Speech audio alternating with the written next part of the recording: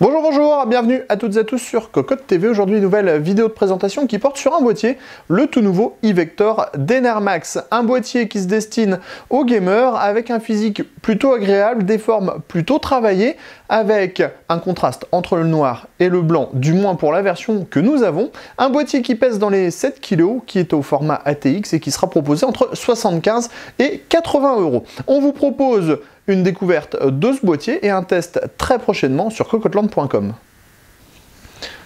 Nous voilà donc devant le e-Vector. Quelques caractéristiques dans un premier temps avec le poids, on l'a dit, dans les 7 kg. On a ensuite un boîtier qui fait 234 mm de largeur, 495 mm de profondeur et 508 mm en hauteur, à peu près.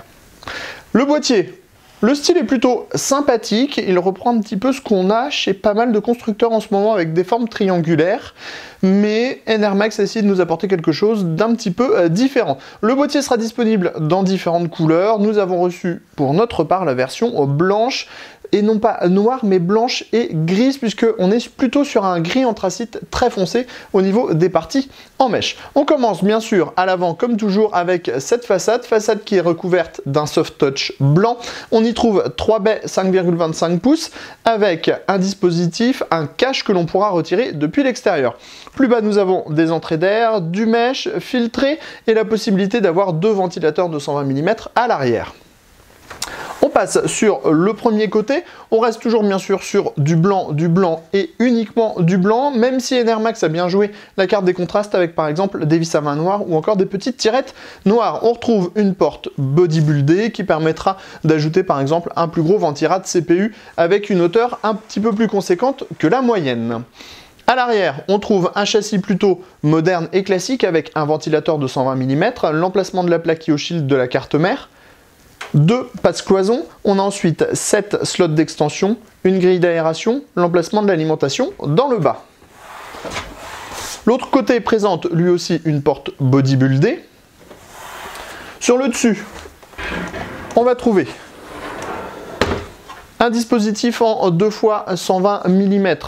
Donc on pourra ajouter des ventilateurs. On retrouve encore le mesh, la grille, ici le panneau de contrôle du PC avec le power on, le reset, 2 USB 3.0, les entrées sorties audio, 2 USB 2.0 et un Rhéobus pour gérer la ventilation. Sous le boîtier, c'est assez classique, on a des gros pieds recouverts de caoutchouc, l'emplacement de l'alimentation filtré avec un plastique mesh et enfin un emplacement additionnel pour des ventilateurs, lui aussi filtré. Tout de suite, on rentre dans le boîtier. Pour ce faire, on retire les vis à main. On en a 2 par panneau.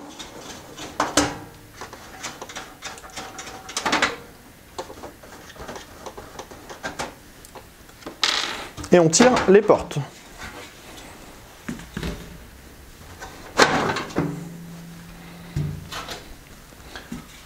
On trouve une petite boîte qui contient le bundle. Et dans ce bundle, on trouve les dispositifs permettant de monter les unités de stockage en 2,5 pouces ou 3,5 pouces. On commence ici avec 3 baies 5,25 pouces avec un système de montage automatique. Un petit peu plus bas, on trouve 2 cages HDD. La première est montée en type 2,5 pouces, la seconde en type 3,5 pouces. On pourra adjoindre 1, 2, 3, 4 SSD ici et 3 HDD en dessous. Il sera possible de décaler la baie pour la mettre en compatible 3,5 pouces uniquement. Ensuite, on a bien des passages pour le câble management, mais pas de cache en caoutchouc, et un large accès backplate au milieu du plateau de la carte mère. Dans le bas, on trouve les emplacements pour ventilateur en 120-140 mm, l'emplacement de l'alimentation avec des petits plots en caoutchouc, le tout est filtré par en dessous. À l'arrière, on a un ventilateur de 120 mm, les 7 slots d'extension avec des caches ajourées qui sont amovibles mais des vis classiques pour le montage. Dans le haut, on trouve les emplacements en 120 mm, on en a deux, le tout est bien sûr compatible avec les radiateurs de water cooling en 240 mm.